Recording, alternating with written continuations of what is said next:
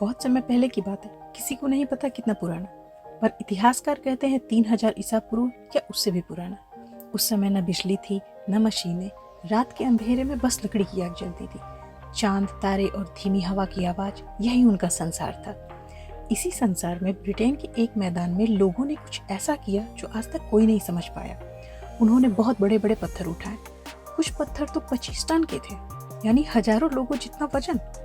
इन पत्थरों को एक जगह इकट्ठा किया, गोल घेरा बनाया और कुछ पत्थरों के ऊपर दूसरे पत्थर रख दिए, जैसे दरवाजा खड़ा हो। लोग कहते हैं ये स्टोनहेंज चमत्कार से कम नहीं।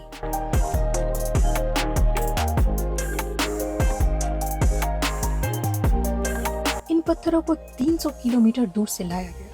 कहा जाता है ये पत्थर वेल्स के पर्वतों से निकले थे। उस समय न ट्रक था न क्रेन। लोगों ने लकड़ी की बेलनियों पर घसीटते हुए नदी पार करते हुए हजारों किलोमीटर कठिन यात्रा पूरी की। इस यात्रा में कई लोग घायल हुए, कुछ की मृत्यु भी हुई, पर कोई पीछे नहीं हटा।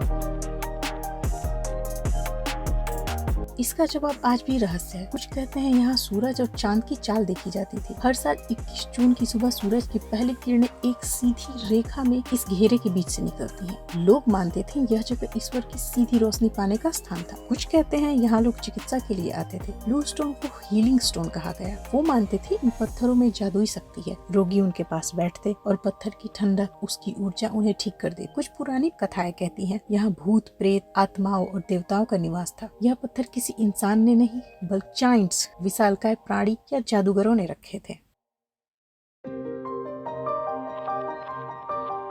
एक लोक कथा है। बहुत समय पहले पुजारी अनारा नाम की एक औरत थी। उसके काले लंबे बाल, गहरी आंखें और माथे पर सफेद राख का तिलक होता। वह हर रात नदी के किनारे बैठती और चांद से बातें करती। लोग कहते थे वह चांद की बेटी है। वह जानती है पत्थरों की भाषा। एक बार चंद्र ग्रहण की रात उसने गाँव वालों को बुलाया और कहा, ये सिर्फ पत्थर नहीं है, ये सितारों के द्वार है। अगर इन्हें सही जगह रखा जाए तो ये ईश्वर की आवाज सुन सकते हैं। लोग डर गए और उसकी बात मान ली। सैकड़ों आदमियों ने महीनों मेहनत की। हर पत्थर को खड़ा करने के बाद अनारा मंत्र बोलती और लोग कहते हमने पत्थर को सांस लेते देखा।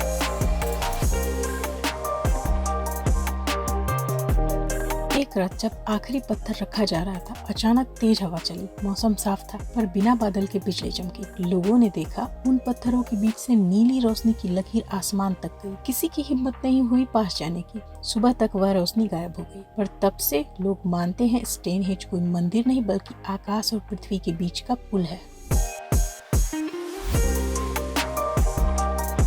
कुछ शताब्दियों बाद वहाँ द्विध पुजारी आने लगे। वे पेड़ों, पत्थरों और सूरज को भगवान मानते थे। वे मानते थे स्टोनहेंज एक जादुई मंडप है जहाँ खड़े होकर वे दूसरे लोगों से बात कर सकते हैं। आज के वैज्ञानिक कहते हैं स्टोनहेंज को बनाने में जो गणना, दिशा, कोण और वजन का संतुलन लगाया गया वह आधुनिक इंजीनियरों को भी हैरान कर देता है। कई बार तो ऐसा लगता है जैसे उस समय के लोग भविष्य देख सकते थे या फिर उनके पास कोई ऐसा ज्ञान था जो आज के विज्ञान में भी नहीं है। कुछ लोग तो यह भी कहते हैं यह जगह इंसानों ने नहीं बल्कि एलियंस ने बनाई थी। वो मानते हैं इतना भारी पत्थर बिना किसी मशीन के खड़ा करना नामुमकिन है। शायद ये कोई लैंडिंग साइट रही होगी जहाँ से उड़न तस्तरी आती जाती थी।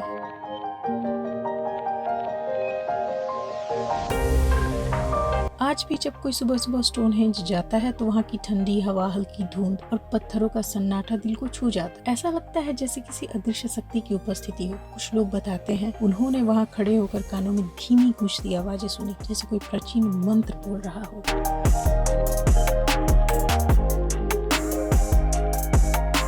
शोध हुए, किताबें लिखी गई, लेकिन आज भी कोई नहीं कह सकता स्टोनहेंज क्यों बना। क्या वह कब्रिस्तान था? क्या वह खगोलीय प्रयोगशाला थी? क्या वह चिकित्सा स्थल था? या वह किसी और ग्रह से जुड़ने का द्वार? हो सकता है सच इन सभी बातों से अलग हो, या फिर वो ज्ञान हमेशा के लिए पत्थरों की परतों में बंद हो गया। स्टोनहेंज हमें ये याद दिलाता है कि इंसान चाहे कितना भी आधुनिक हो जाए, प्रकृति, ब्रह्मांड और समय इनका रहस्य कभी पूरा नहीं सुलझा सकता। शायद कभी कोई रात जब चांद और तारे एक सीध में आए, कोई पुजारी अनारा फिर लौटे और हमें बताए पत्थरों की भाषा सुनो। यही सत्य है, यही जीवन है।